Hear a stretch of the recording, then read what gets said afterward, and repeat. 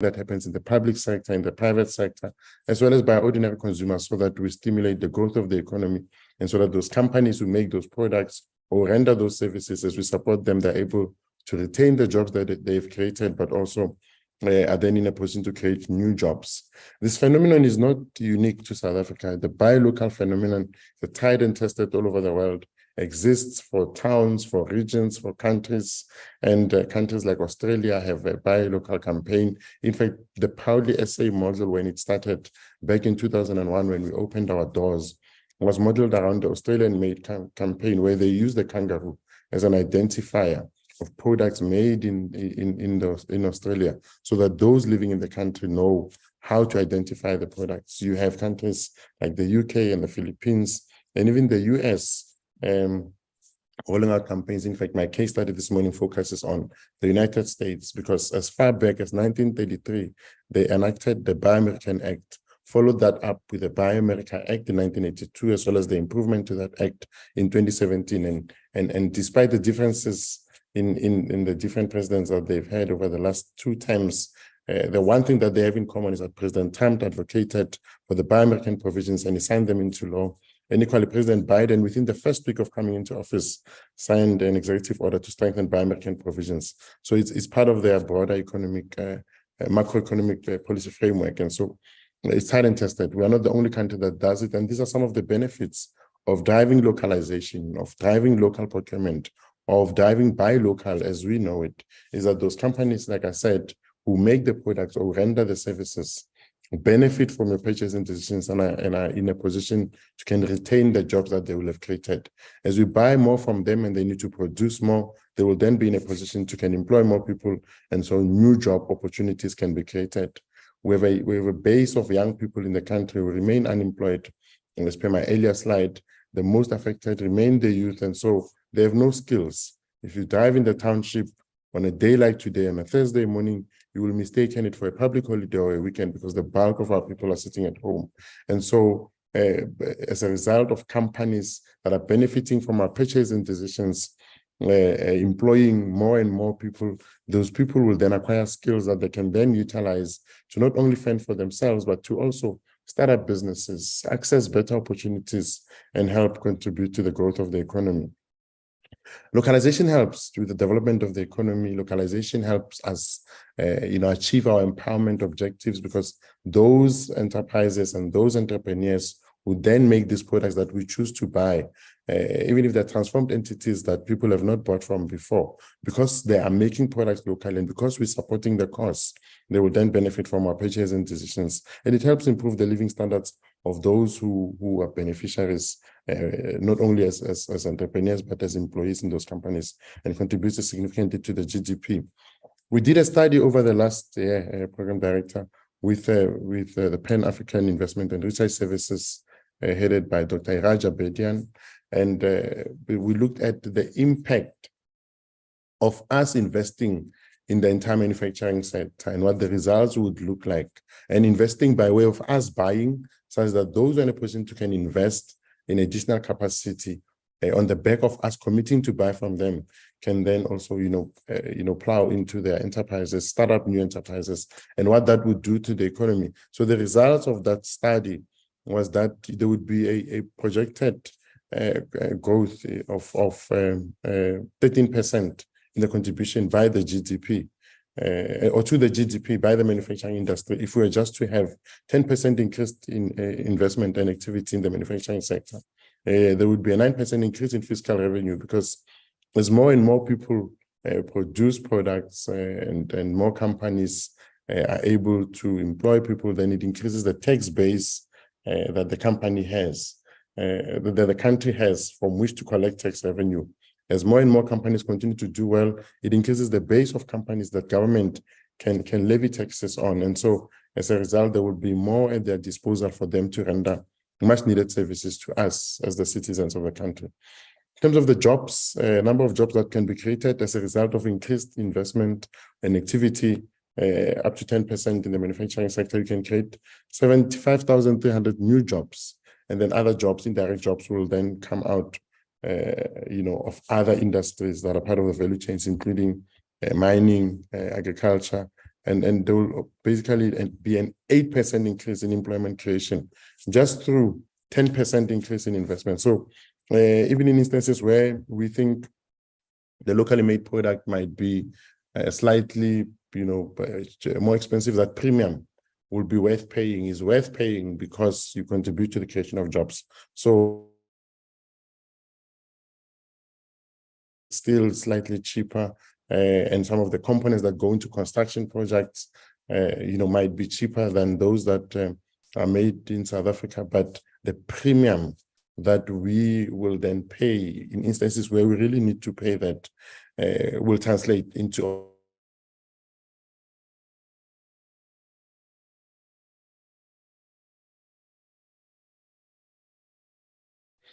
So Proudly SA as an entity focuses on is that we look at buying that happens in the private sector. We look at buying that happens in the public sector. We educate the general public, the masses, about the importance of buying locally made products.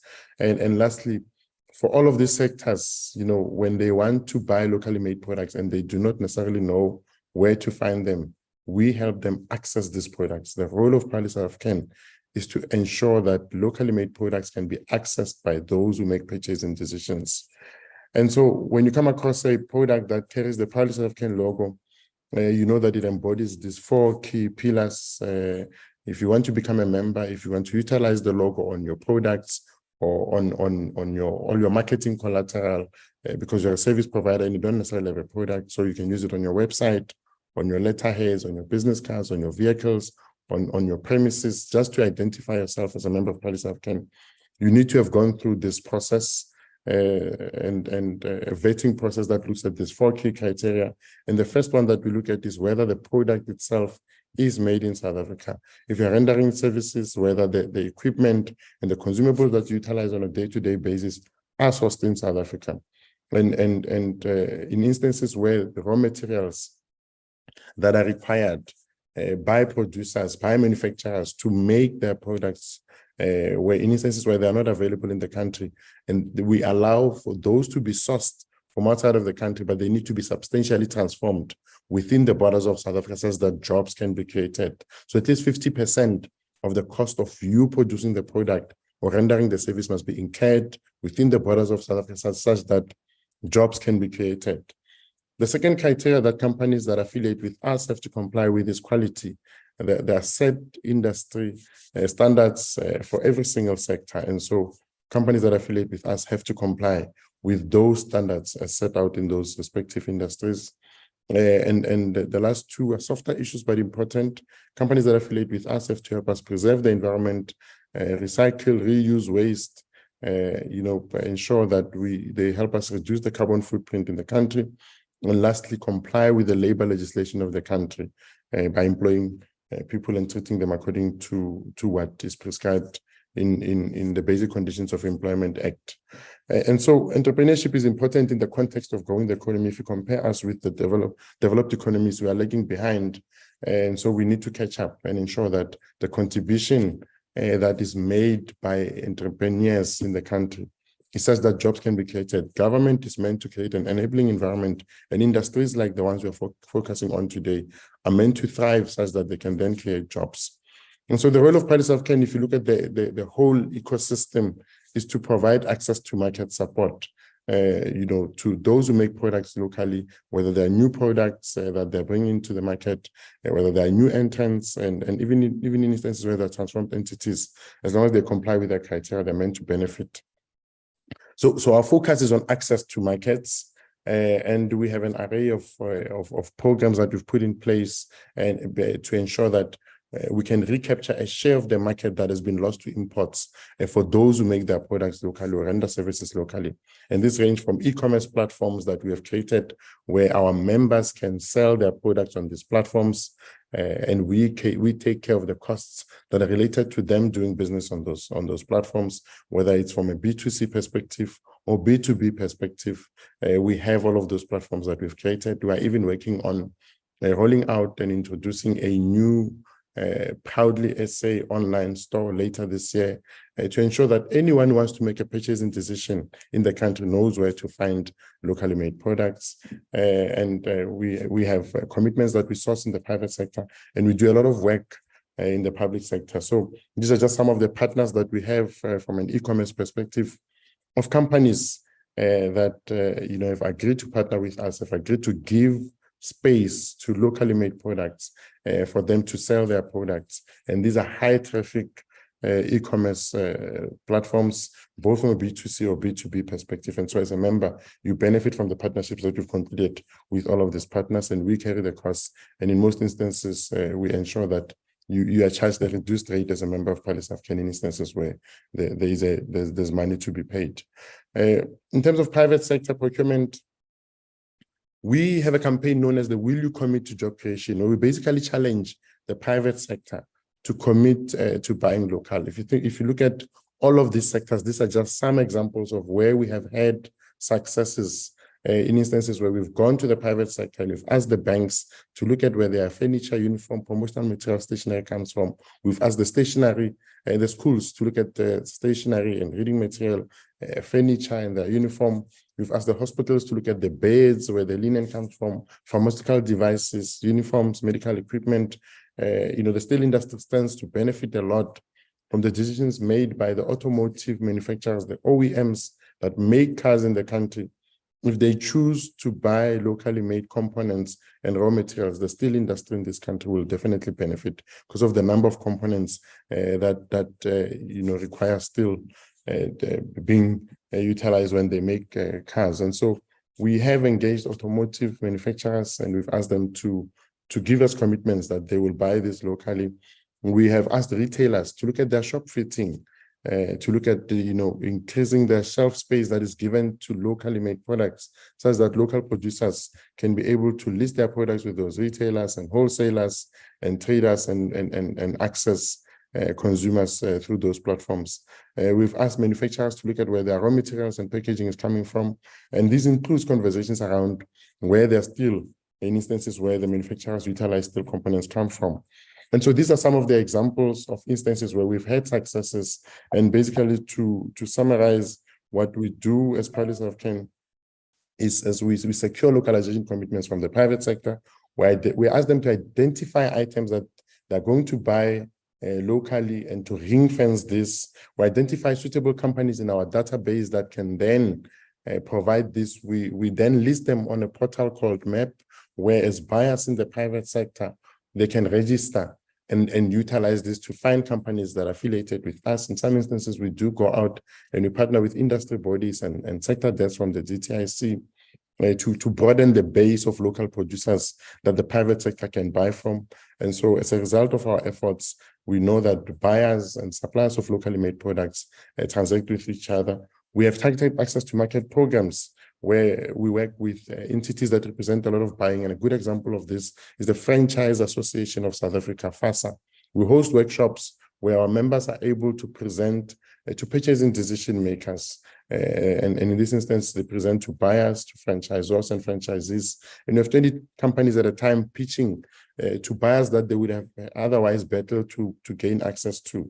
And as a result, they're able to then benefit from the purchasing decisions made by these people. We have created portals on our website of both medical and non-medical PPE. During the period when we needed to respond to the COVID-19 pandemic, there was a need to have a central point where you could access locally made PPE. And so we then created these portals, worked with Business for South Africa, which was made up of both government and the private sector, as well as representatives of organized labor and the unions. And we found capacity in the country because a lot of the PPE that was being bought was bought from outside of the country. So in an effort to support local industries and companies that were making this locally, we then created this portal to make it easy for those who want to buy these things to find them in South Africa. In terms of public sector procurement, government previously designated all of these items. If you look at number 21, steel products and components for construction was definitely designated as an item that government was going to buy locally. 100% was the threshold. So which means not even a single percentage of what is utilized by those who are going to supply government are supposed to be imported. If you look at number 2, power pylons and substation structures, a lot of steel components go into that. If you look at, number 13, steel conveyance pipes, pipe fitting and specials, all of that was meant to also come from South Africa, and the threshold was also 80 to 100%. And this basically means that every single person who is buying for any entity of government was supposed to buy these items locally. And that is a commitment that government made at the time. And this dates as far back as 2011 when they signed the local procurement accord and they started designating all of these items.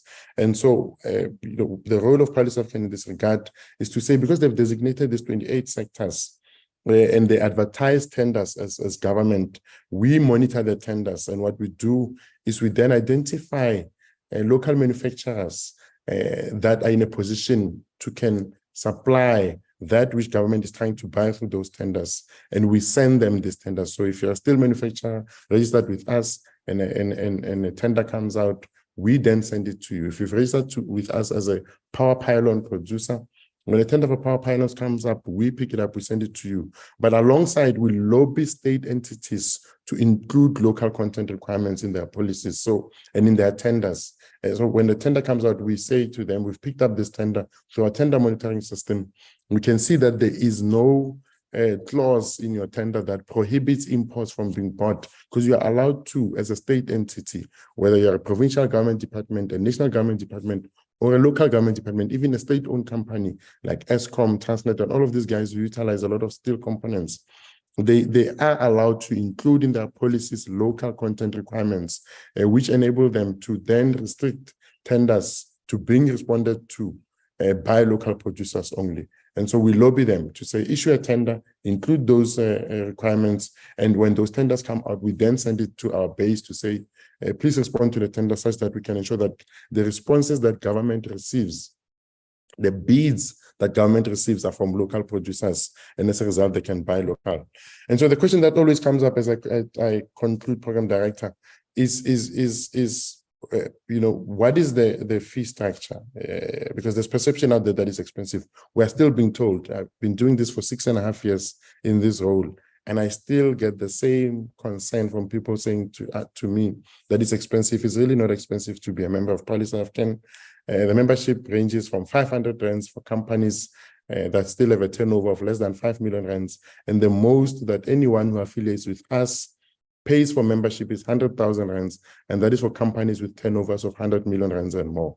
And so it's really not expensive if you consider the basket of offerings that we have, the value proposition that we have put in place since 2017, when we dropped the membership fees and worked hard to then introduce all of this access to market opportunities. I want to conclude by quickly playing a video, a very short video for a minute or so, but it gives you a good sense of the impact of our purchasing decisions, to say when we buy a product that is made in China, and I'll pick on China today. If you buy a product made in China, we're creating jobs in China.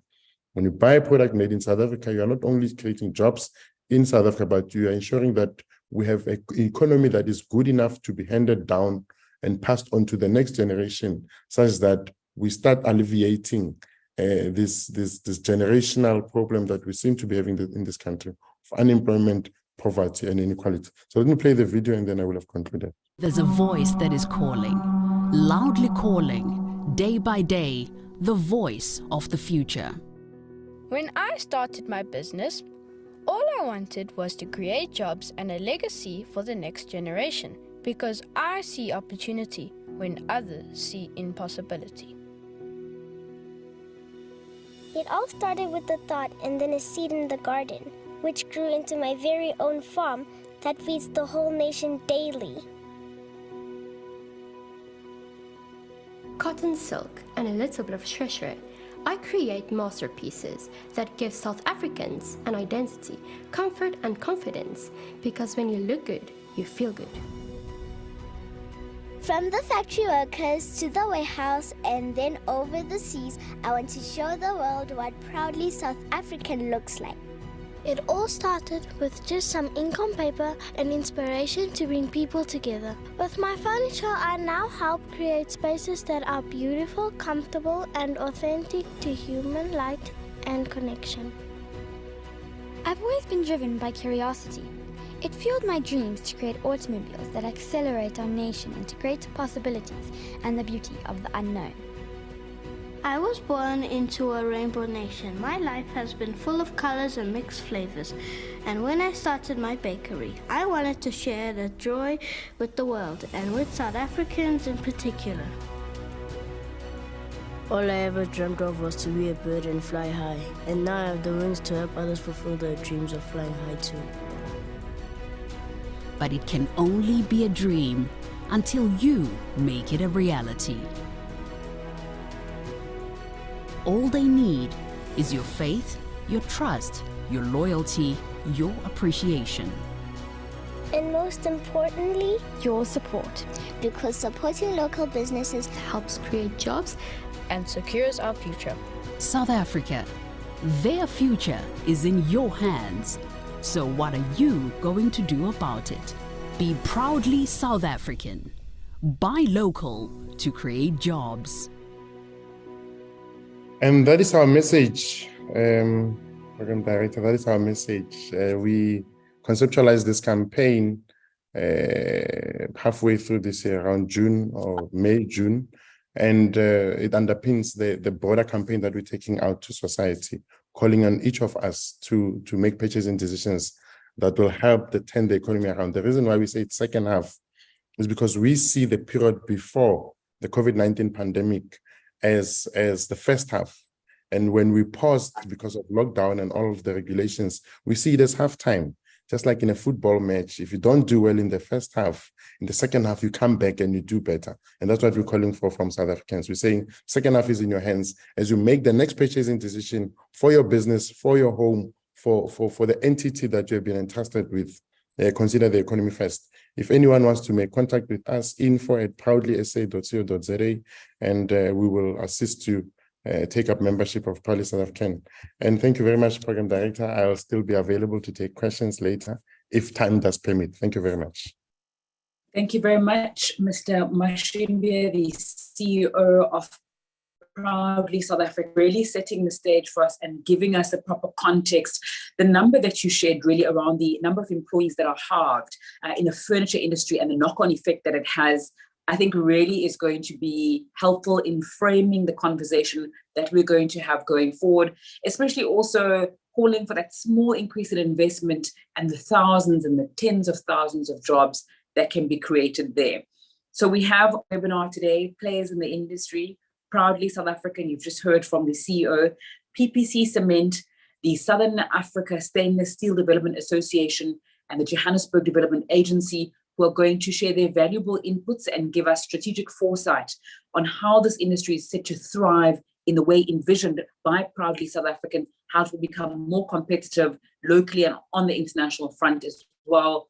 In 2023, it's so important to be future-facing, to consider the infrastructure needs, not only for now, but for a sustainable future. Let's hear from the Johannesburg Development Agency's Kenneth Numalo.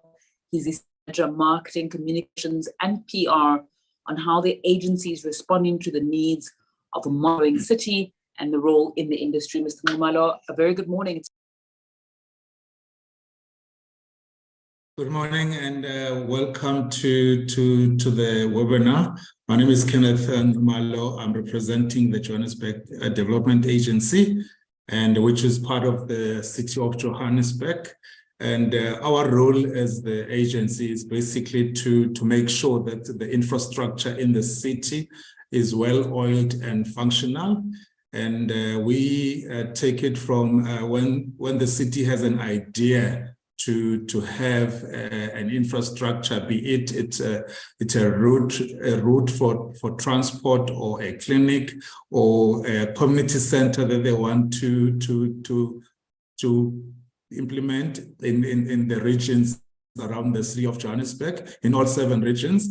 So we given an opportunity from that level to come up with a concept come up with the designs for the concept and present them to the city, and also then take it forward to start construction, where the steel, the cement, the mortar comes into play. So our role is basically to make the city look beautiful.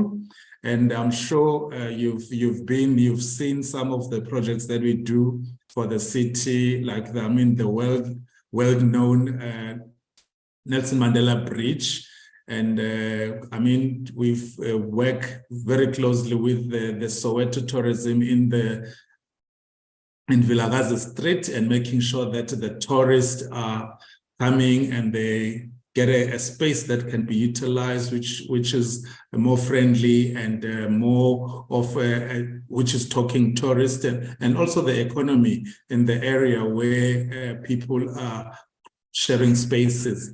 So, in doing that, we've sort of done a lot of projects, and which has enabled us to also celebrate South African calendar in terms of when we look at the World Health Day, we're able to showcase the clinics that we've built or implemented for the city, like your Naledi Clinic, your Flora Clinic, all the clinics around Johannesburg. We're busy even in Terfontein as well. There's a clinic that the city of, the JDA is doing. And if you look at the Youth Month, we've created spaces for the youth to interact, to be able to showcase their talent, and also to learn in places like your Jabulani Safe Hub in Soweto, Jabulani. And in Alex, we've also created, and there's another one in Norwood,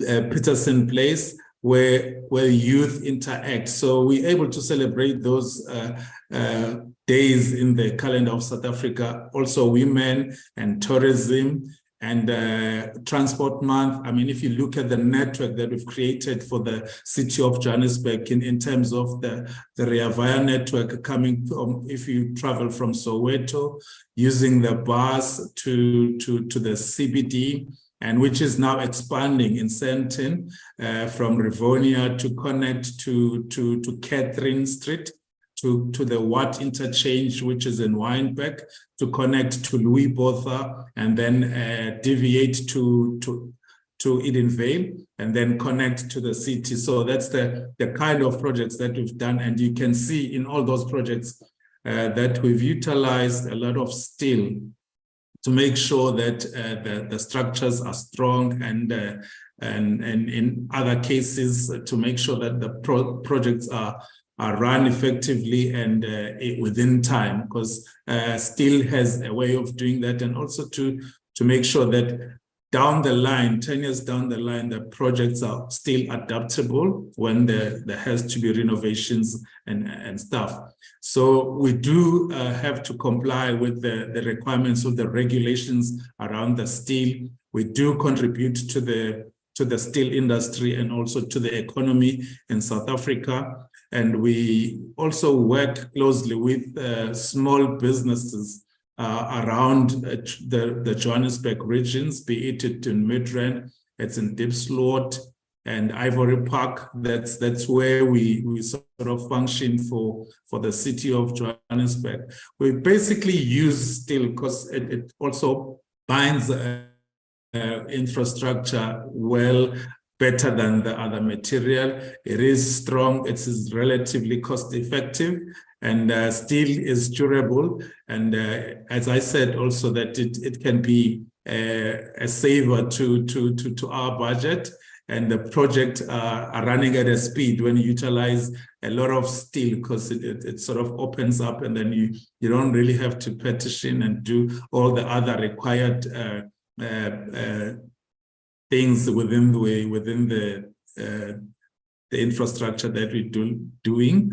And then the quality is also another issue, and safety, which we also have to comply to. And the most important one is the sustainability of the infrastructure that we build for the city of Johannesburg and the communities around Johannesburg, because they have to be durable. They have to be utilized by I mean, young people who are still at school now, when they reach matric, they should be able to go to the community centers, to the libraries and connect and be able to study for their courses that they are taking at the institutions. And then and in terms of the big projects that have utilized steel, one of them is the Nelson Mandela Bridge. As you will know, if you drive around Braamfontein, because underneath the bridge, there's infrastructure for PRASA. So we were required to sort of level that and create a base of steel so that it holds the bridge and also enables PRASA to function in terms of the railway infrastructure that they have, and be able to be an aid to the system. If you look at the Watt interchange in Alex, whereby we converted in Louis Botha Pretoria Street there, and in terms of putting a bridge for a station, which was using a lot of steel and cement to make the structure stand strong and for a long time. So those are some of the projects, and not forgetting the Rea Vaya stations all over Johannesburg. I mean, if you look at the Soweto side, there's quite a number of them. In Louis Botha, there's stations. We've also have depots around Alex and depots around Selby that we've implemented for the city. So those are the projects that are part of the Johannesburg city, and also using steel. And if you look at the public facilities, which were formerly called taxi ranks, we no longer call them taxi ranks, but we call them public facilities, which are now a base of making sure that the taxis can park and have holding areas, have a car, a washing base for the taxis as well, and also create the economy flair for people who want to sell vegetables, who want to sell food, or any other products that they want to showcase to people, because we know how taxi ranks are functional. I mean, you can go to a taxi rank if you're looking for, I mean, if you go to Wanderers now, you get a lot of things that you utilize, possibly if you're moving from Johannesburg to Polokwane. I mean, you buy a lot of things that you'll need for your home when you reach your destination. So those are the projects that I've just shared you, but there's one interesting project that I'm going to flight now on my presentation, just to showcase and break it down in terms of the elements of the project and the benefits of the project and contribution towards the economy, be it it's the local small businesses and also the steel industry. So the project is called Johannesburg International Transport Interchange. It is basically a project which is based in Braamfontein. That's the overview of the project. You can see the look and feel of it. It's not far from the Nelson Mandela Bridge on the side. So it is there. It's a project, a facility that will be utilized for interprovincial and cross-border transport, moving from South Africa and out, and having taxi holding areas, bus and traders, formal traders and informal traders, and also small businesses that are going to be created around there. Because, I mean, if you look at Park Station, it's similar. And I mean, you see when you go there, you get you can get your Nando's, your KFC, and prepare for your journey to sort of get the food that you require or be able to take home. So as you can see here, that's just the breakdown of the scope of the project, whereby we're looking at the taxi ranking of about 158 taxis, and taxi holding area, which is about 648, and bus rank for 20 buses at a go, and metered taxis are also included. There's also a drop of vehicle where people, when you're dropping and picking up, people will be able to utilize, and also private for people who are picking up and parking there in the interchange, and also the metered taxi, as I've mentioned, and also the retail space, as you can see. So the project is finished, and it will create sort of work for people working in the retail outlets that will be in the interchange.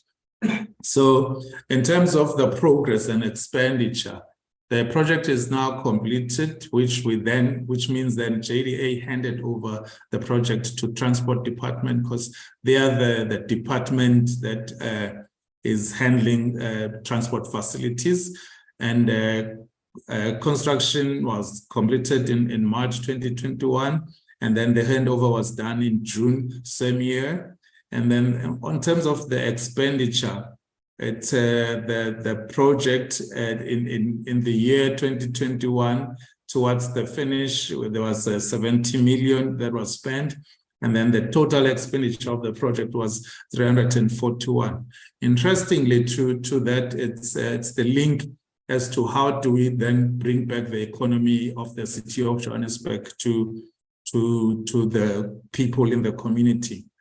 So how it works, if you look at the total of the project, which was 341 million. So how the formula that we use, we take 30% of the total expenditure of the project and share with the SMMEs in the area. So for people who belong in that region are the ones that will benefit, because we don't want people coming and stopping the project saying you're bringing people from Soweto in Alex, you're bringing people from Alex to Soweto. So what basically we do, we take control of that, working hand in hand with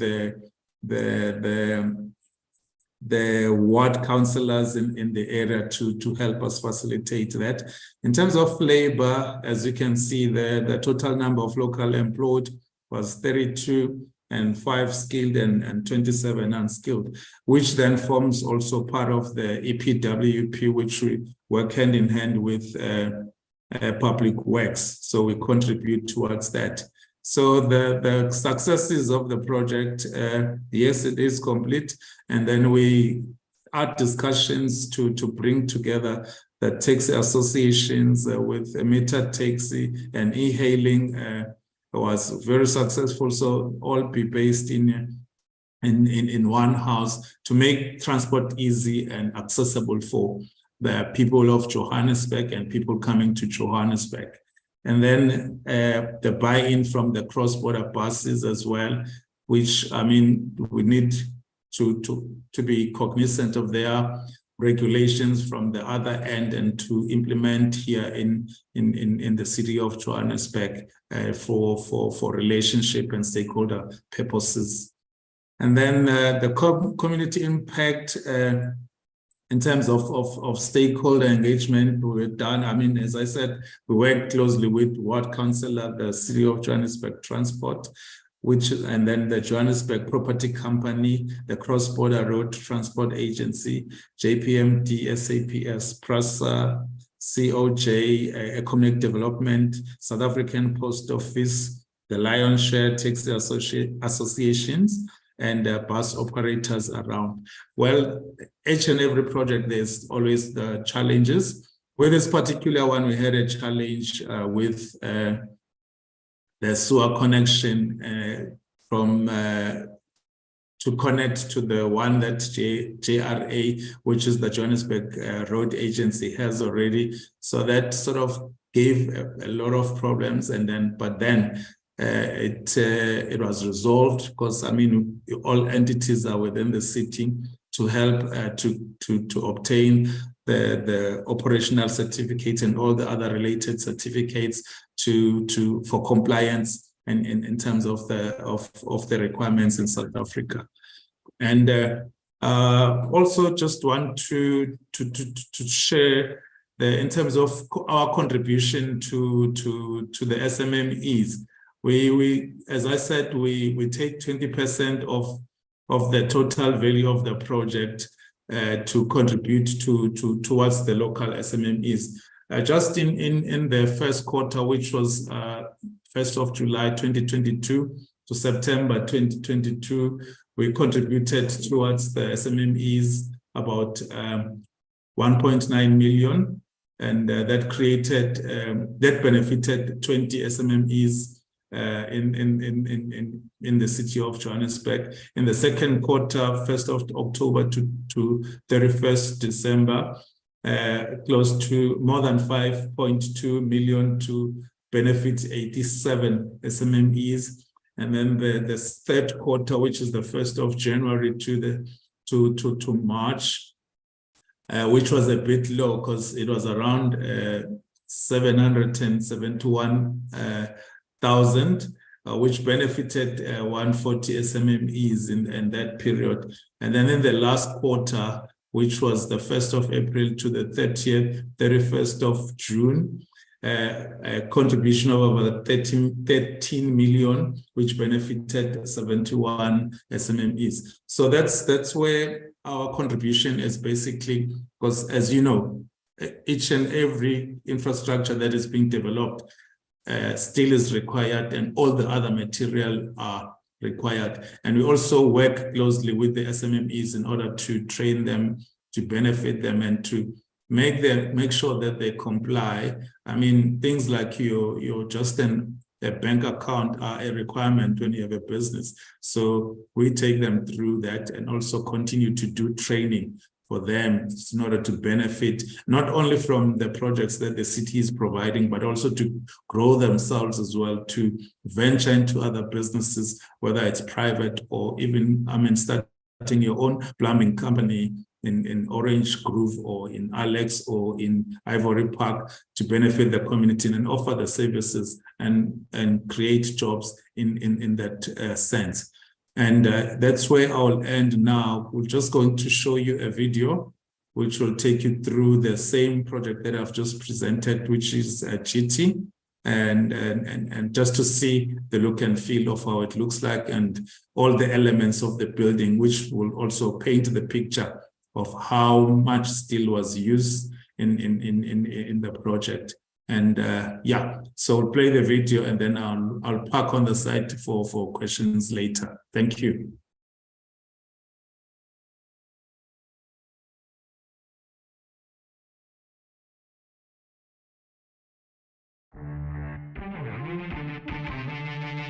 The city of Johannesburg. Home to over 5 million people, it is a bustling hub of activity. In the heart of the city lies the Johannesburg International Transport Interchange, which epitomizes the vibrancy of Johannesburg. The Johannesburg International Transport Interchange is a high-tech, new-age, advanced game-changer for the city of Johannesburg and its commuters.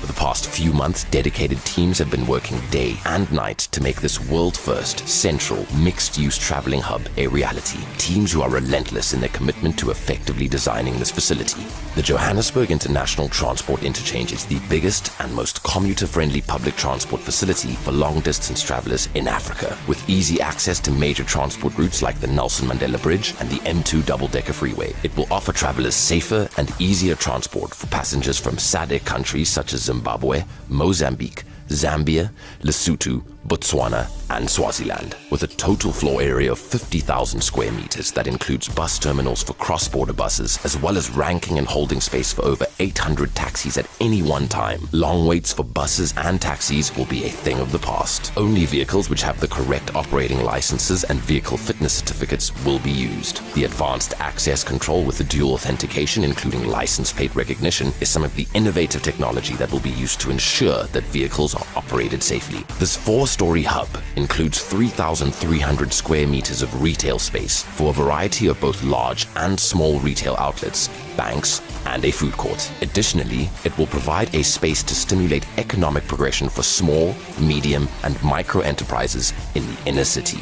Outdoor advertising opportunities include dedicated electronic and static billboards with over 250 CCTV cameras within the facility, together with good lighting and wide corridors. The facility is designed to be safe and attractive, transforming long-distance and cross-border travel. State-of-the-art booking systems will be coupled with booking offices and an information kiosk. A dedicated website and phone app will list bus and minibus taxi services and schedules. Ease of access to disabled civilians will be catered for throughout the facility, and there will be clear static and electronic signage indicating arrival and departure times.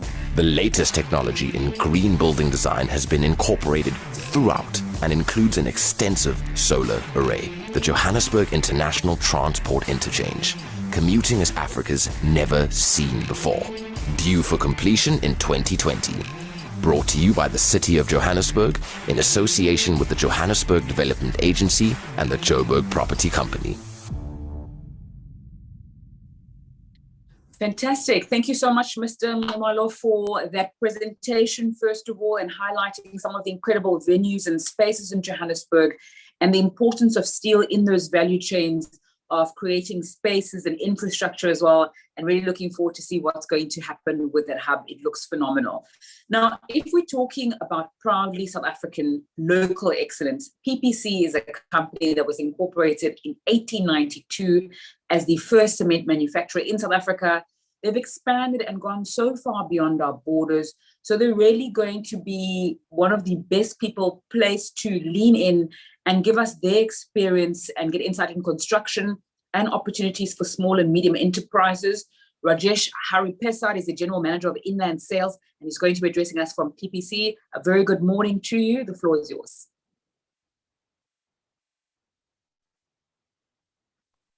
Good morning, Program Director, panelists, and delegates. Thank you once again for this opportunity. I unfortunately don't have a presentation, but hopefully the insights that I would share with you will be taken in good stead. PPC, as mentioned, we are 131 years in existence. PPC is a proudly South African cement produced company. PPC is the largest producer in South Africa with 3 integrated cement plants and 6 grinding facilities. We also have 24 ready-mix operations, 2 aggregate quarries, and 2 fly ash source plants. We produce world-class, proudly South African products, utilizing local suppliers with almost 3.8 billion rand per annum in preferential procurement. I think that's testament to our commitment in being proudly South African. We ensuring skills development. We are a level 2 BEE contributor. PPC supplies a wide range of construction materials into the various segments, namely we channel our products through the retail environment. Retail environment assists us in breaking bulk and taking our products to communities far-reaching in the various provinces within South Africa. We also supply cement into a segment called the industrial segment, which is the concrete product manufacturing sector. It's used widely for brick and block, roof tile manufacturing, tile adhesive manufacturing, lintels, curbs, and so on. So we supply into the construction segment. Construction segment, which is a very key segment in the economy. It underpins the economy, and I believe that through improved infrastructure spending, we would definitely improve in terms of employment. The construction industry does have a significant role in making sure that we create skills, create employment, and build capacity. with the lack of infrastructure spend, it will be sad to see, our skills leaving the country, and hopefully we see a stimulation of the construction segment. PPC, PPC provides a range of support services to SMMEs. We conduct training, technical support, technical assistance. We incubate SMMEs in the brick and block manufacturing space. Just to provide you with some statistics, over the past 5 years, PPC has trained over 4,000 brick makers. We have trained 200 people through providing a CETA accredited bricklaying and plastering in the construction management space. We currently have a YES program within PPC, incubating almost 70 youth. We also have a graduate development program currently with 11 graduates that join PPC for a period of 24 months. We've partnered with the South African National Small Business Development Corporation to provide training and technical assistance to SMMEs. We've launched the PPC Supplier Development Program, which provides financial and non-financial support to Black-owned and female-owned SMEs. PPC has partnered with the South African Women in Property Forum to support women-owned business in the construction industry. PPC has launched the PPC mentioned the YES program, which provides training and employment opportunities to young people. Overall, PPC plays a vital role in the South African construction industry. PPC is a major supplier of cement to the industry and building materials, and is committed to supporting SMMEs. PPC supports services for SMEs, help them to grow their businesses and create jobs. PPC produces products are all SABS approved and consistently compliant. Like I said, we provide technical expertise to SMMEs, enable them to produce SABS compliant products as well. We've had an incubation program with producers of bricks to enable them to acquire the SABS certification. So we support the SMMEs in to make sure that they are compliant as well, so they could provide quality materials to the construction space. We also do SMME enterprise and supply development, ESD. We in support of SLPs with an investment of almost 6.1 million rand per annum. I think we all are hoping for a stimulation within the construction space, as they are very limited infrastructure spend, which is impeding job creation.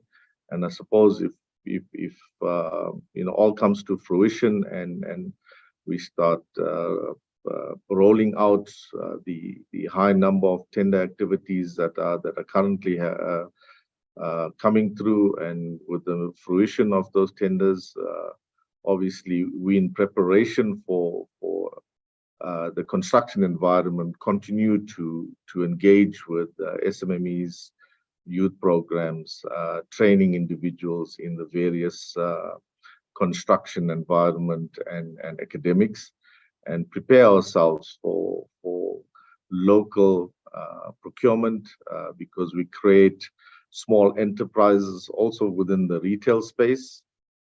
We call on the micro enterprises. We equip the local enterprises with storage facilities and a bit of business acumen, and some training on trading in the hardware retail space. So, PPC, we exist empower people to experience a better quality of life. And I think that's true testimony in terms of our localization, our footprint, and our commitment to businesses, construction enterprises. I know we made mention of some of the projects that were iconic, such as the Nelson Mandela Bridge, the Union Building. During the run-up to 2010, we were an integral supplier, a key supplier to the Gautrain projects, the Gauteng freeway improvement projects, the various stadiums around the countries.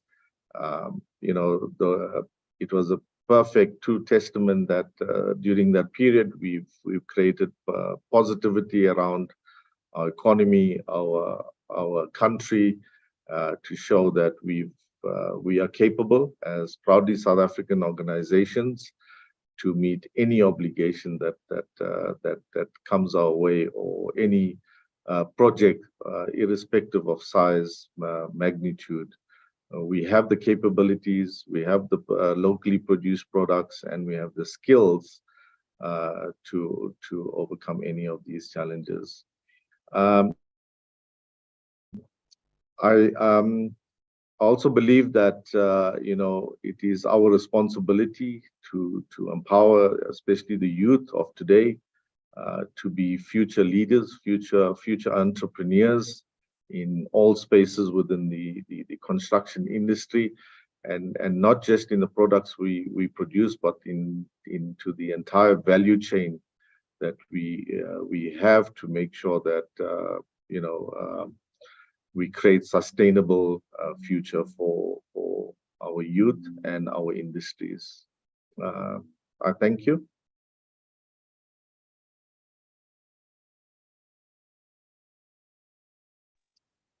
Thanks so much, Rajesh, for that.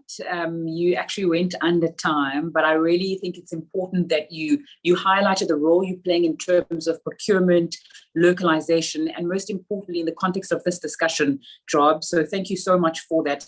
I really think how you were speaking about the youth ties in with what the CEO was saying earlier on, and that advert that we saw for Proudly South African. Really, the future of the country is in our youth. So by empowering them and giving us insight on how you do that, we really do have an understanding of what may happen.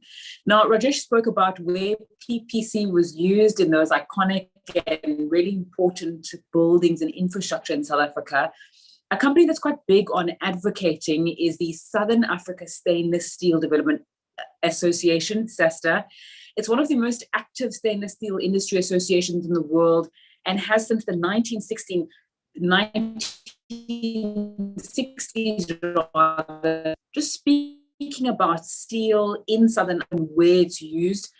That organization also gives a platform for members to promote sustainable growth and development in the industry, which is another topic that we have touched on throughout the course of this morning's webinar, with the main emphasis on stainless steel converted within the South African economy, leading back to the points that have been made about the importance of making sure that our work and beneficiation is in South Africa. They're really well placed then to speak about the challenges and opportunities in the country.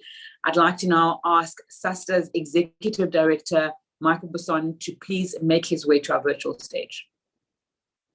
Michelle Besson.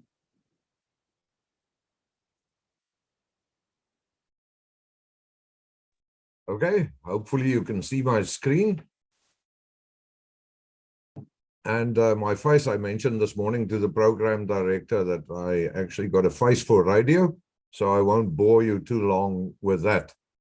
I'm Michelle Besson. I'm with the Stainless Steel Development Association, and I would like to give you some background today on our association and our current area of focus, the challenges that we face, but also the opportunities that we see that can come from our initiatives in terms of the steel industry in South Africa in general.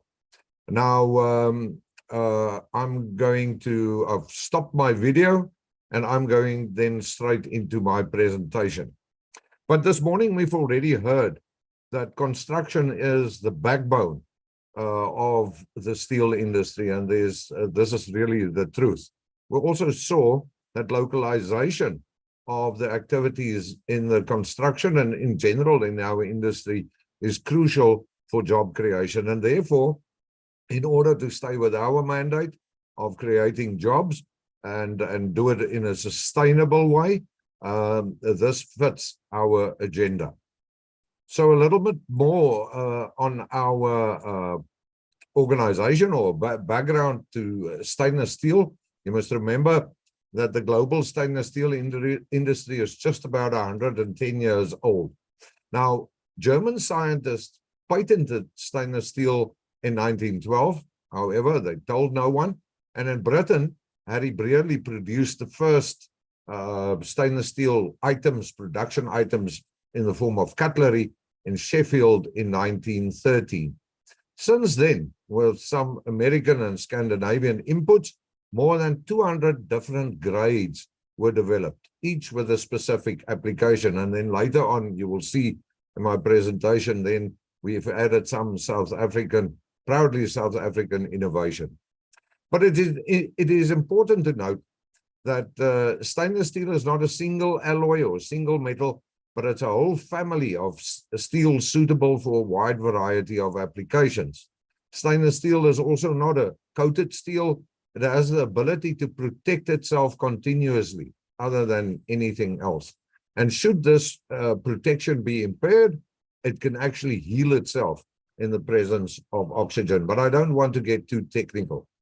So that's the history on stainless steel. And locally, in 1964, the local mining and steel making industry decided to form Sassda, the Southern African Development Association, to establish and grow the local industry. Since South Africa, or Southern Africa then, has more than 60% of the global reserves of minerals needed to produce stainless steel. This led to the establishment of Columbus Stainless Steel that you can see there on the slide in Middelburg, the only stainless steel mill in South Africa, and as a matter of fact, the whole of Africa. There's a strong network of distributors of this material downstream from the mill that ensures high levels of cost effectiveness, quality, and availability of all kinds of stainless steel products to an array of world-class fabricators. And these guys have got state-of-the-art technology, and I've got to say that our industry is quite strong on the fabrication side, and it's recognized that way globally. Now, Sassda provides this whole value chain with training, market information, and we lobby government on their behalf. Now, I've referred to our mandate, and our mandate is to stimulate and grow the local consumption of stainless steel to create meaningful jobs and sustainable economic growth. And this is important to us. Now, the Sassda logo that you see there on the right, the cross and balls, it's also referred to, is well respected and recognized in the international engineering and community as a mark of quality and of professional workmanship. But let me give you a brief global market overview of stainless steel. Now, the graph on the left that you see here starts in 1950. A lot of development work, like I've mentioned to you, happened up to, let's say, the Second World War. And as referred to earlier, as we see it with the pandemic, the stainless steel industry also saw it sort of the second phase or the second half of the game.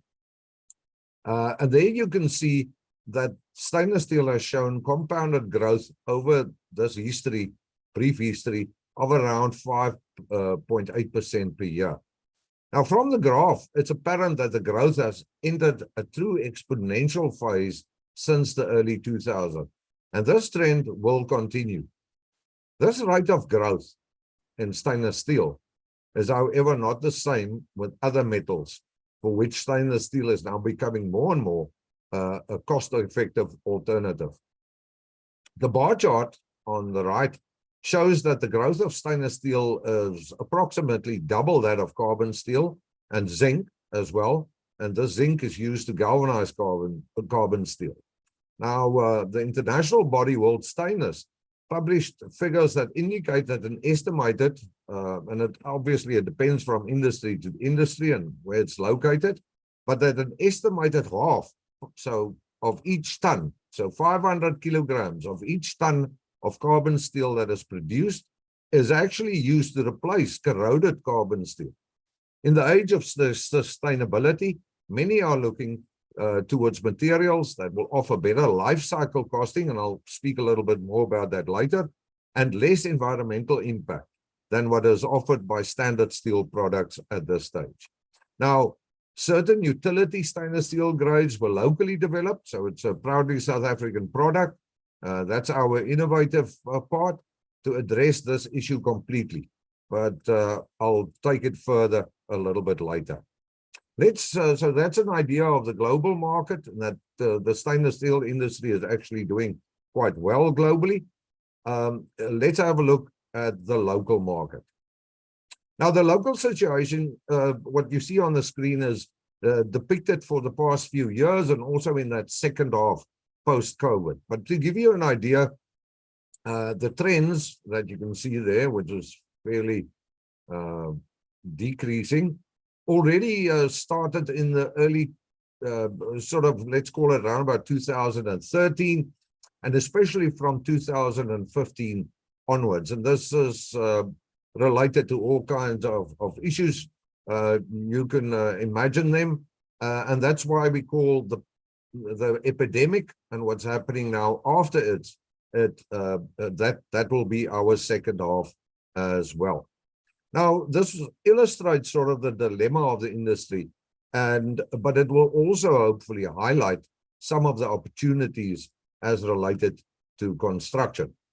Now, if we look at the graph, the blue line here, that is the annual production, and that's from mainly Columbus, the mill. And as you can see, since 2018 into the pandemic, there was a stark decline of about 30% in the stainless steel that was produced. And you could also see that at the same time, our export line follows this very closely. And except for the impact of the global pandemic, we also had issues with European import regulations that's prohibiting our local plant to export more than certain caps. And this it was instrumental in this decline that's visible and continues to be visible. And it's unfortunately something that's beyond our or the mill's control. And as you can see, the exports declined similarly. The purple line is just our net exports. So it's our exports less the imports that you see here, the green line. So the imports remain fairly stable. But when we talk about localization, it's important to note that what the measurement that's important for us is this light blue line, which is the local consumption. And as expected, it took quite a bit of a decline over COVID. We were able to open our industry up to 50% earlier than the others. That comes from our lobbying with government. But you can see since 2020, we had a good increase. That was about a 30% turnaround, but that also was a bit of a restocking after the problems offered during the pandemic. And we currently, or last year, we shown a growth of around about 3% in volumes. And that to us is encouraging because percentage-wise, it's outperforming the GDP, which is at a very low base, admittedly. Now, the challenges that we face is on local production, as I referred to, the EU caps on our exports to the European Union. And keep in mind that the mill can roll about 1 million tons of high-quality steel per year. So at those 450 in 2018, going down to between 300 and 350,000 tons, show that the mill and our industry is far from its full capacity. Now, European regulations that is expected to come soon on carbon emissions and carbon footprints is marked to have a further negative impact of around about 11% on the local steel industry, according to a preliminary report in an Oxford University study. Now, I don't think we have to discuss the impact of erratic electricity on our material prices and jobs due to lower volumes being produced. All of the above contributes to a lack of local demand. Where there is local demand, however, we struggle to get that buy-in that was referred to earlier from government departments, and because we believe that buy-in in the short term can act as a catalyst by localizing government procurement of specific items. Now, for example, we face similar challenges as the furniture industry and the textile industry when we get to our hollowware industry. Now, hollowware means pots, pans, and things like that, cooking utensils. And this industry can actually recapture about 10,000 tons of currently imported finished stainless steel goods. This will definitely create local jobs. And if we talk about the fairly low job creation ratio of about 3 jobs per ton, you can see that we can potentially add 30,000 jobs to our industry and the job market. But the real volumes for stainless steel still reside within the construction industry. And stainless steel is not featuring where it should. And to us, it's a challenge, but it also shows the potential for growth in this subsector. And we've made some inroads by getting stainless steel now included in the national standards for roofing, cladding, and soon for road safety barriers. But we will look at the listed opportunities that we see there on screen in more detail to show how this will all link up to construction. So on to the next slide. Now, you will see there that the whole thing lies within the Steel Master Plan. Now, those of you not familiar with the Steel Master Plan, just before the pandemic, Professor Bernie van der Hof and some other steel industry experts from SAICI and the like started to investigate on behalf of the government, the Department of Trade and Industry, the local steel industry, and develop a Steel Master Plan to create the turnaround for the local steel industry. Sassda participated in this initiative, and this is now mainly driven by the private sector and facilitated by DTIC's contribution in this whole process. And we believe that this is exactly how it should be. Government facilitating and making the road, so to speak, smooth, and that the rest of the commercial and real business related stuff is driven by private sector. Now, this initiative, as you can see there on the slide, mainly consists out of 2 principal legs: creating local demand and building competitive local industries to localize that demand, and then tackling the export market. So we're going to get our concept is to get our ducks in a row while we try and satisfy local demand, building the globally competitive and not only competitive in terms of pricing, but also in terms of quality, to build such industries through localization. Now, our mandate places our focus on local demand creation mainly. Now, the localization of hollowware and items such as beer kegs, interestingly enough, all those things that you enjoy your favorite drink out of, they are all imported. Those things are well advanced. But as mentioned, we need large tonnage to really make a difference.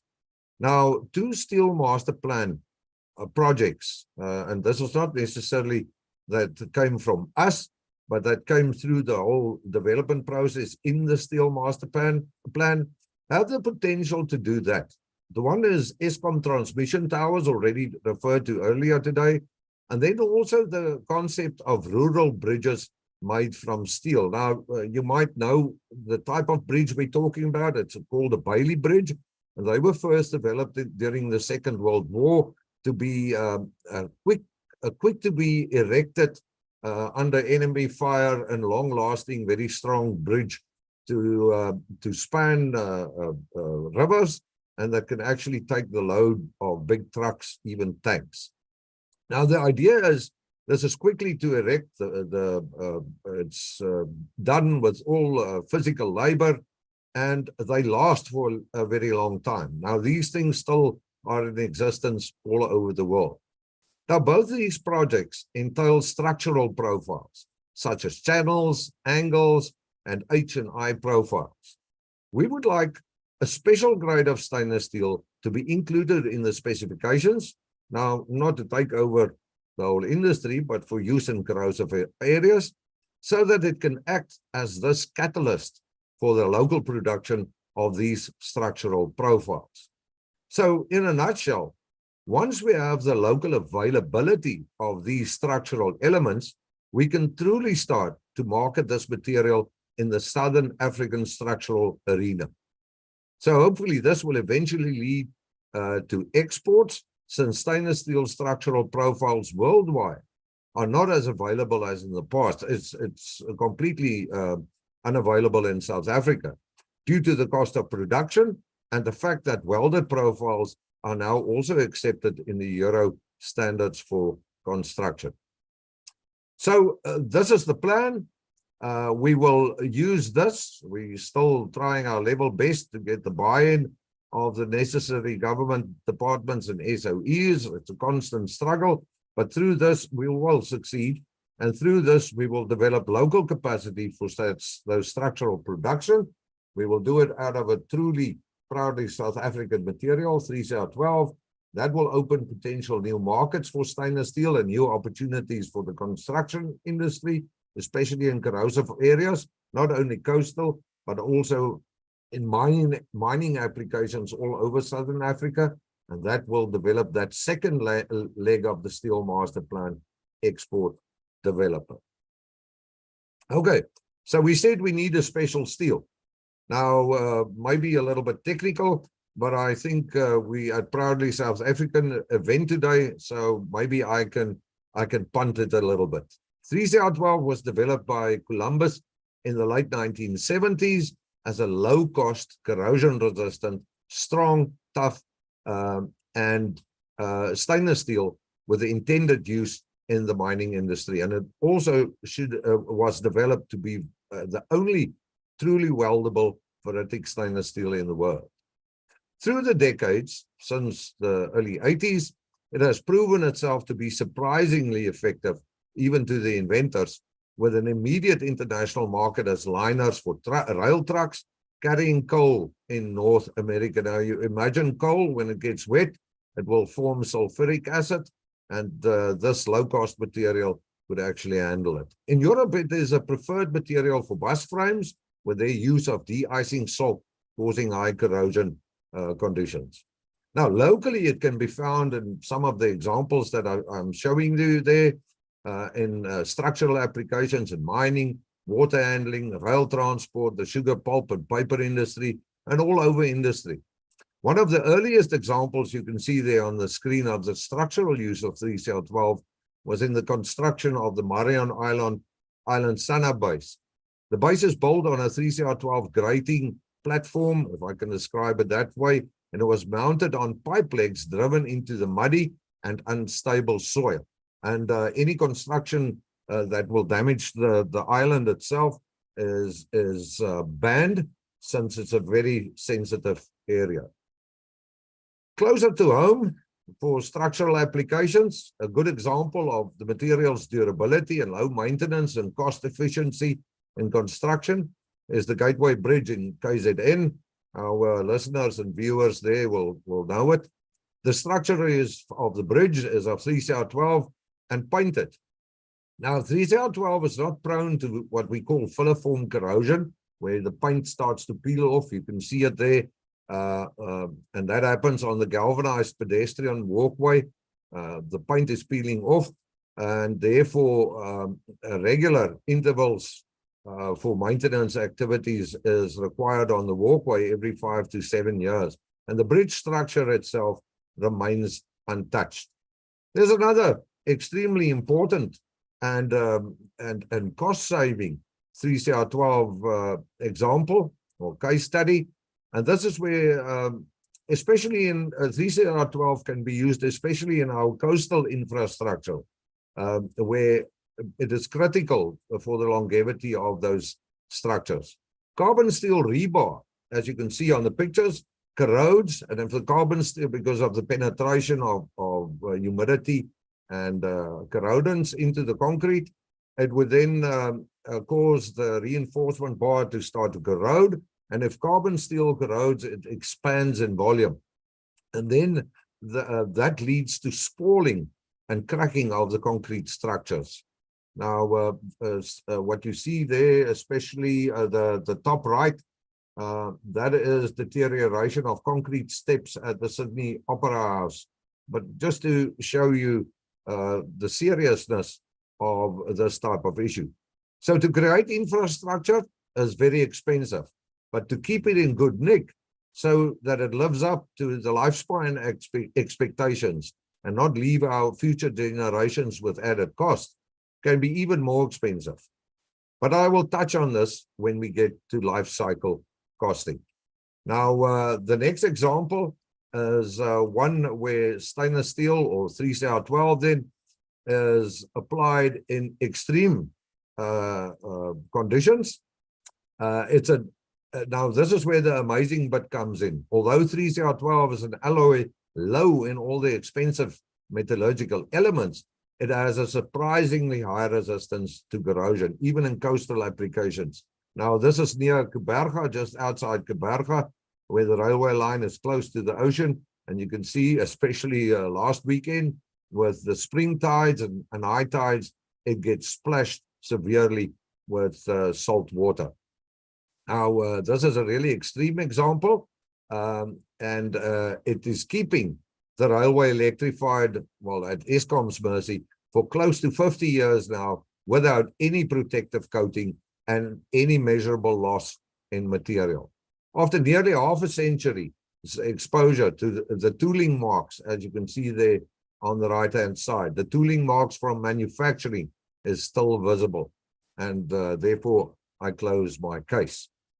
You know, but the general reaction to any suggestion to use stainless steel is usually that it will be too expensive. Normally, and I can't argue that, normally the acquisition cost of stainless steel is high, but will be offset with a very low maintenance and replacement cost through the total lifespan of the project.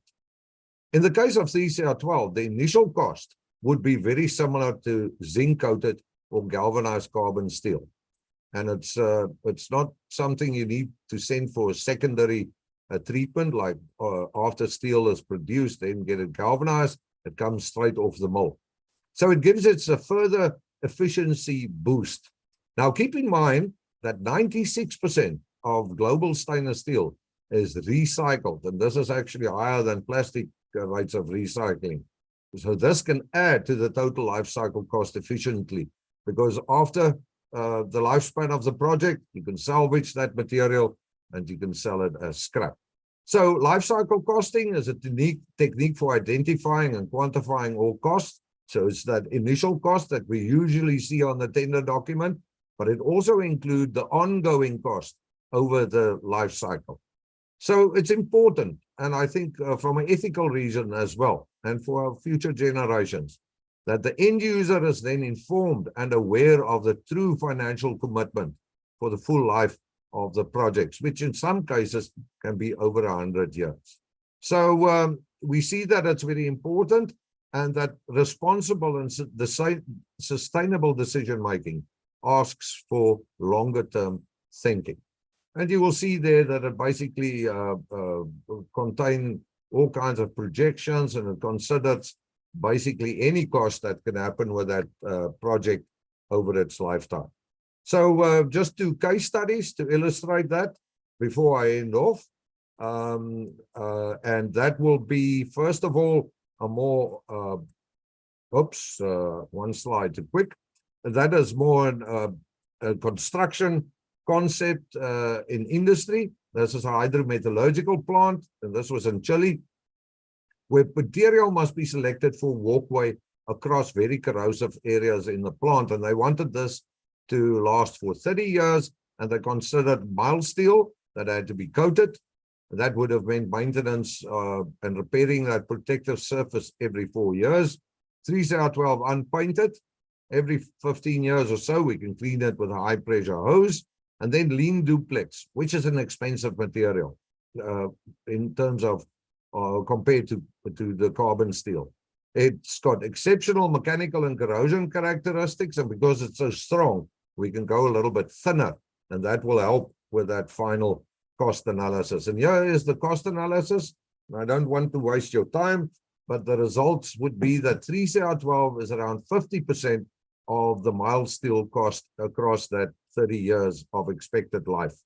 The lean duplex, although it's so expensive initially, you can see there the red and the green and the yellow makes up that initial cost. But it's still over the 30 years, it would be 77% of the mild steel cost. And then here you can see the end of life value, where we take that material and we recycle it and get some money back for it. And then just to take it to another extreme in terms of construction, let's redo the Eiffel Tower. So if we want to build it again, we use 3CR12, a duplex 2101 again, and mild steel that will be painted like in the current tower, and it's got to last for 100 years. We would normally expect stainless steel not to be in the picture. Now, the 3CR12 won't be painted because it gets a natural patina like you saw there on that electrification pylon that's very similar to the current color of the paint that's being used. The duplex material will give us a nice shiny tower, but we will need to high pressure water jet it every 20 years. Now, once again, if we look at the results, then 3CR12, once again, under 50% of the mild steel cost, and once again, around about 75 to 77%. It's sort of a copy of the previous results when we rebuilt the Eiffel Tower. Now, stainless steel is an integral part of our daily lives. Now, from birth, hopefully in a hospital with stainless steel equipment, to death, where we end up on a stainless steel morgue table, but somber, but that's the way it is. We connected to stainless steel. The water that we drink, the food that we eat, the medicine, the cosmetics that we use for our health, transport, and in industry, stainless steel is part of our lives. And hopefully we will soon see much more of this wonderful material, a proudly South African material in the construction industry. That brings me to the end of my session. Thank you very much for the opportunity. I think we all agree that localization is key to it all, but keep in mind the Sassda approach, that we cannot localize for the sake of localization or just create jobs for the sake of it. We must make sure that whatever we do locally remains globally competitive in terms of pricing, in terms of quality, and that's the only way we can have sustainable economic development and job creation. Thank you very much. Thanks so much, Michelle, for giving us insight into the stainless steel markets, the challenges around import regulations that really, as you showed us, are hindering that growth that we could see to European markets, but then also giving us options for what else may happen, the steel master plan, giving us insight into practically how do we use that locally made stainless steel or steel to open up other markets on our continent. Really appreciate your time. Now, this is the part of the session that attendees can ask questions to our brilliant panelists and presenters who have spoken up until this point in the webinar. Just a reminder that it's proudly South African. The CEO is here, PPC Cement, the Southern African Stainless Steel Development Association, and the Johannesburg Development Agency, all in the panel today, waiting to interact with you, whether you're a small business owner, whether you're someone who's curious about a part of the industry. This is the point where I'm going to open up the floor for questions. there is a chatbot there that you can use, chat box rather, that you can use to pose your questions, and I will have those answered for you. Can I please ask that if you do enter a question into the chat box, you let us know who it's addressed for and who you would like to answer that question, and perhaps tell us a little bit about yourself. So while we wait for those questions, perhaps I can ask the CEO, Mr. Eustace Mashimbe, now that you've heard all the points that have been made by industry role players from the public and the private sector, what would you say is the most important thing to take us from the theory that we know and the theory that we understand to practically creating those jobs, bringing in those investments? So based on all the presentations, Program Director, I think that the most critical thing that we need to do is to aggregate the demand that exists in the country. We need to aggregate demand for the benefit of the local industry, because if you think of expenditure that flows from the private sector, if you go and you combine that with infrastructure projects and projects that are predominantly driven by the public sector, you will then be in a position to can start achieving economies of scale because of the size of the orders that will be coming through and the size of production that will happen. I mean, economics has taught us that you drive down your input costs by ensuring that you produce more. And so with those long-term commitments being made for the benefit of those who want to invest, knowing that they can substantially recoup what they will have invested and the back of the demand that will have been aggregated, we can then achieve what we need to achieve. I think that's the biggest thing, especially because I was listening from a perspective of what our mandate prescribes. So I was listening for solutions. And I think it supports what we've always said as Proudly South African, that all of us have to collectively take responsibility for the state of our economy and the respective industries that are under pressure. I mean, the presentation that we've just saw, that we just saw now points to the fact that there is a need to support this industry. There is a need to ensure that where measures can be taken, such as protectionist measures, obviously responsibly so, within the confines of the agreements we have with our trading partners as well as the WTO itself. But there is a need to start intervening in a big way. Mm. As we wait for the questions to come in, Rajesh, I thought it was interesting that in the chat box, people are reaching out to you and saying they want to be part of your program, whether it's the incubation or the procurement. What advice would you give to small and medium-sized owners about linking up with bigger companies like PPC and making sure that they become part of the value chain and then maybe grow to being behemoths like you? So, we don't necessarily only participate just in the construction industry. Our value chain extends beyond. I've seen on the chat box a couple of questions around someone in the textile field, which can be further, promoted to providing sort of PPE, branded clothing, and so forth. So, we've taken down the details, and we'll definitely respond to the individuals that have sent any questions through. Beyond that, we've also extended our value chain within the logistics space, because PPC is primarily a logistics sort of channel. Our products not moved across the country without a proper firm logistics value chain. So we've extended it beyond that. We have contractors that work for PPC in different fields, be it engineering, the gardening, cleanings, and so forth. So we've done quite a bit of incubation within the various spaces that we could, in terms of accommodating, particularly SMMEs and youth development programs. And I think just a message from my side, and I should have touched on it earlier on. The audience or contractors must not just assume cement is cement or it's a great product. There's quality standards. You want your building. I mean, if you build a dignified home, you want it to last 131 years, as old as PPC. Substandard products. There's a lot of substandard products out there in the marketplace, and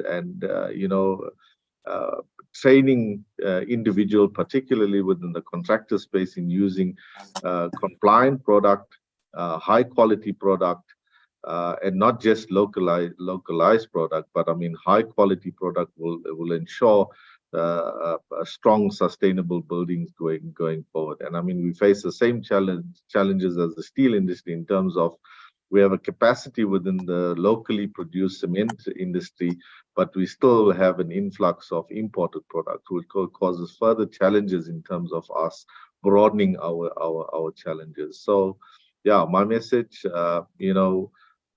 perseverance, and PPC is a listed organization. We have a PPC contact center.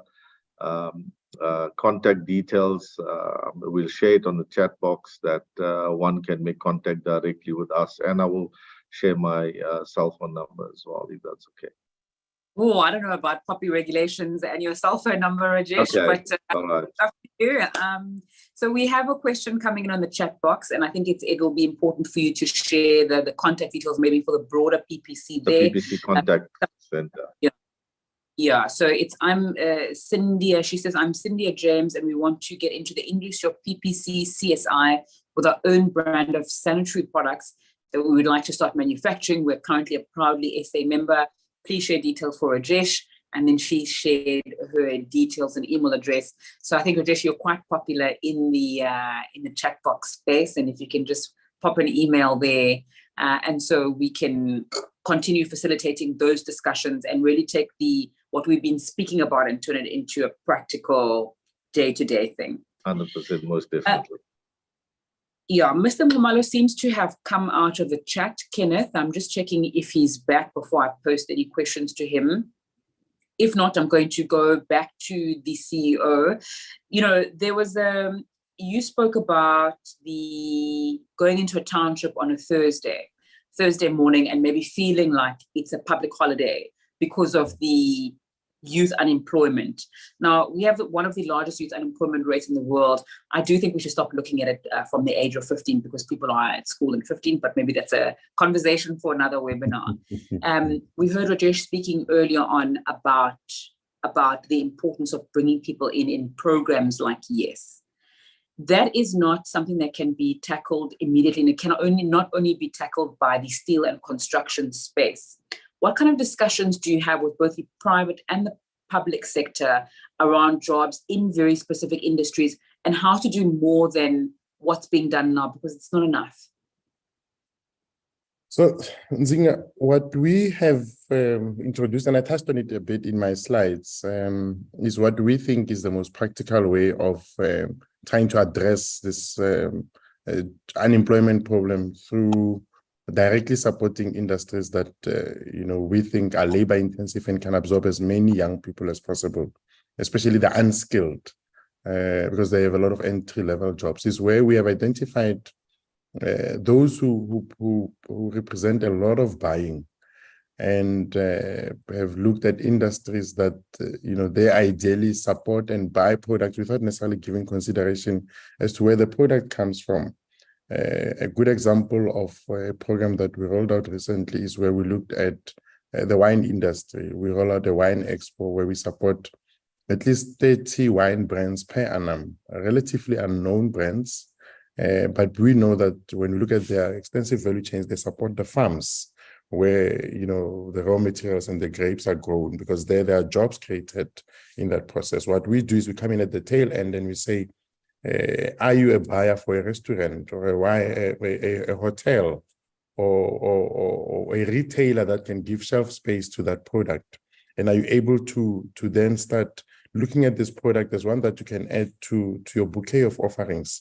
And on the back of that, we know that through the testimonials we get, these wine brands are telling us how successful they are becoming, how many orders they are pushing, the volumes they are pushing, how many jobs they are creating, but more importantly, which farms they are supporting and where they've increased their volumes in terms of the packaging companies they are buying from, the label provision companies they are buying from. So for us, about looking at labor-intensive sectors that have the ability to impact on other sectors and practically supporting those. We did an amazing program linked to the portals that I spoke about earlier, where we said during the COVID-19 pandemic, because there was all of these companies that were pivoting and repurposing their businesses because the companies in the clothing and textile industry, and they came up with a program that sought to ensure that they utilize their existing capacity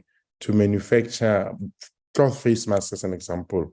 We then went out and looked for purchase orders, and we have success stories of companies who, through their repurposing and pivoting in their businesses, have been able to succeed. So for us, it's about what is practical, what industry is labor intensive, is there potential for jobs to be retained, is there potential for jobs to be created, especially industries like the clothing and textile, the agro-processing industry that have the ability to absorb the unskilled.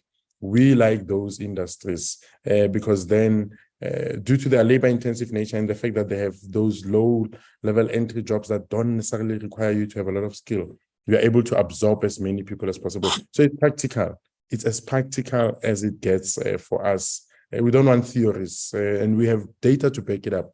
We report to government on a monthly basis, or we present case studies, localization case studies of where our interventions have positively impacted not just the business that we've secured an order for, but others who are part of the extensive value chain. Yeah. So my apologies for disruption. Just give me a second. All right, technology sometimes gets in the way. So I wanted to bring Michelle back into the conversation. You spoke about the challenges around export restrictions and also the reticence to use certain products based on the fact that they're South African and perceived as more expensive because people are thinking quite short term. That's both a lobbying issue and a perception issue. How do you deal with those, Michelle? Yeah, you're right. It is. There's more than one facet to this. Look, let's first look at our big volume issue, and that would be the EU regulations. Now, I think this is my personal opinion, not necessarily that of industry, but I think to some degree it is caused by protectionism on the side of the European Union. There's no real program or an end. Look, it started off with the energy crisis, with the onset of the Ukraine conflict, where they had to protect, and that might make sense, their own mills and their own producers of steel. And but as you might know, at this point, the energy prices in Europe is very close to what it was before the conflict. So the need for it, I think, or the original need, is now removed. So we work through our Department of Trade and Industry. We must always keep in mind that when there's trade with Europe, it's not only iron and steel, but there's oranges and all kinds of other things that we want to export. And it's a negotiation on a broader front of export regulations and rules, etc. So, but those things work slowly. So all we can do is lobby with the local producer, with our own government, get the international or the global bodies aboard, and it works sometimes. For instance, not long ago, well, it's still in place, the bill on the ban of the exports of certain materials to stop copper theft and general steel theft in our country. We were able, through structured interaction with government, to remove stainless steel from that list, since stainless steel is a very big part of our exports in our industry. All stainless steel scrap is very valuable, and those European and Eastern mills look for it. Now, on more, let's call it then, more product-specific problems that we have. Look, the whole issue in the hollowware industry started with low cost, and I think we can call it the blunt word, dumping from the East. Then we started with a campaign of testing the imported and, well, all pots and pans and hollowware that is available at our retailers. We could actually then list them in terms of how they conform to the national standards for these items. And I can report that at the stage when we did that study, only 2 and 1 to some extent of the products that we've tested conform to the national standards. And 2 of those 2.5 producers were actually South African. So our campaign around that did yield positive results. We could see that the local supply increased after that campaign. But you know, we are a member-driven association. Funding remains a bit of a hurdle when it comes to a sustained campaign in these cases. So we try our level best. We try to network with organizations like Proudly South Africa and all the other associations to keep awareness amongst the public as high as possible. Yeah. And then, Michelle, if I can just stay with you, it's an industry that both the construction space and the steel industry are ones that are not easy to get into, especially from the outside. What tips do you have? Should people join bodies like you, or should people join smaller lobby organizations or business organizations so that as they grow, they're able to access information about things like the markets, about export opportunities, and about the innovations that are taking place in that space? Yeah, it's a very important conversation. I have regular, well, all industry association and institutes, leaders there, we get together from time to time and we actually discuss the high levels of apathy in our, all kinds of industries, to join and make use of the full value that institutes and associations can render to industry. One of the participants actually compared it to a table that is set with wonderful food, and nobody wants to sit down and take part in this feast. So I would advise all players in industry, whether big or small, to talk to industry associations, find out what the true value of it would be, and then make use of it. You know exactly what your own needs are. You should be able to figure out how to manipulate and swing the advantage of the various associations, industry bodies, and the like, to swing it to your advantage. It's there, just ask for it. And I think there's huge emotional and government and general industry support for localization. And they all are ready to assist. So please don't see it as like in the old days where it's coffee and cookies and tea and a talk shop. There's a lot of value in industry associations currently. And you will most probably find that the value that you get, direct monetary value, will be offsetting your membership fee in most cases. It's value for money. All right, we're in the last 6 minutes of our webinar. Rajesh, can I please ask you to come back online and share just a minute of your final thoughts with us? Michelle, I'll ask you to do the same after Rajesh, and Eustace, I'll ask you to close for us, please. All a minute, though.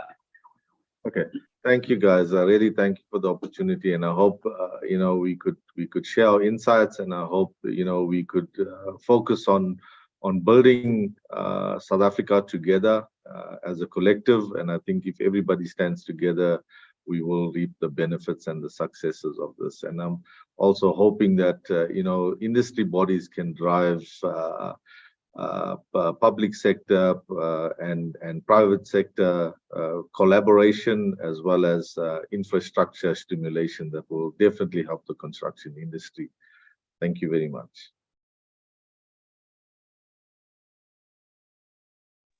Thank you, Michelle. It's over to you. Yeah, thank you, Program Director. You know, we are known as a nation that's sort of hyperactive, and we want to get going. And if we don't find a common enemy, we fight amongst ourselves. And I think today that what is clear is that we've identified the enemy, and that this is issues around job creation, sustainable economic growth, and how should we tackle it. I think we're ready to turn the page. The page is, as a matter of fact, turned. There is huge sort of in-phase focus of all industry sectors now to get the ball rolling. And I think especially the Department of Trade and Industry is really on the right track to assist us to do this. So it was a good opportunity today to really see that other people think along the same lines, and that we've got positive momentum going into the future. Thank you very much, Michelle, CEO. Okay, thank you very much. I think for me, it's just to thank everyone for the contributions, to thank you for facilitating the program, Zinga. We really appreciate it. Perfectly done. I think you were a good option and a good choice from our team. And to also thank quickly all our panelists, Kenneth Ngumalo from the JDA, Rajesh from PPC Cement, Michelle from Sassda, and to all those who participated without necessarily wanting to have the final word. I thought it was an opportunity to extend our sincere gratitude and thanks as proudly South African for your contribution and the contribution of all the panelists. But I think it's clear for us, there's an opportunity out there because purchasing decisions are being made daily. We just have to start thinking about where the benefit should go. If you buy a product, if you buy cement made in Pakistan and Taiwan, because we know those are the guys dumping it in the country of Vietnam and those countries that are dumping cement in the country, you're effectively creating jobs in those countries. If you buy steel products made in China, you're creating jobs in that economy. Hence our request for people to start thinking about where they want the benefit to accrue. If all of us continue to fall out of jobs, who will be able to afford the products that are being offered by the private sector? So it's not just about a government program and government benefiting, but all of us, the private sector, the public sector, and as ordinary consumers, we stand to benefit from the purchasing decisions that we make because we're presenting companies with an opportunity to give us a much needed job opportunity. So thank you very much. Right, I'm going to break protocol and ask Mr. Ngumalo to just give us 1 minute of his wrapping up thoughts. And that's because I can see he's back in the webinar. Mr. Ngumalo, if you can hear us, Kenneth, it's over to you for a minute. Thank you, Program Director. My last word was to just encourage the SMMEs to, in terms of compliance, because government is about compliancy, and also to not to be scared to, if you see a project that is happening, walk in and ask, because sometimes people wait to get to the office. Just do the walkabys and see what's happening, because that's where the groundwork is at. Because where I'm sitting in the office, I might not really tell you about a site that is active in Ivory Park, in Orange Farm. So make your way there. Compliance is the issue. Go speak to the bank, speak to the people that can assist you. Go to SARS and get all your papers in place so that it makes it easier, because projects are there. But the challenge that we always experience with SMMEs is when it comes to the paperwork, when it comes to them reporting, if they've got the paperwork, get other people. You cannot be a jack of all trades. If you are a plumber, obviously your admin skills are just way out of line. So, but then get other people to be a helping hand. Thank you so much for this platform. Much appreciated. To Proudly SA. And that's where we leave the webinar for this morning. 107 billion Rand contributed in the construction sector in GP in 2022. That's approximately the figure. It's something that can really have the potential to grow the South Africa, see the South Africa that we want to see. Please remember to hashtag buy local, create jobs, and let's keep the conversation continuing at Proudly SA as we handle all social media. It's been such a pleasure and a privilege to be your moderator today. Good afternoon. Thank you. Bye-bye. Thank you. Bye-bye. Thanks.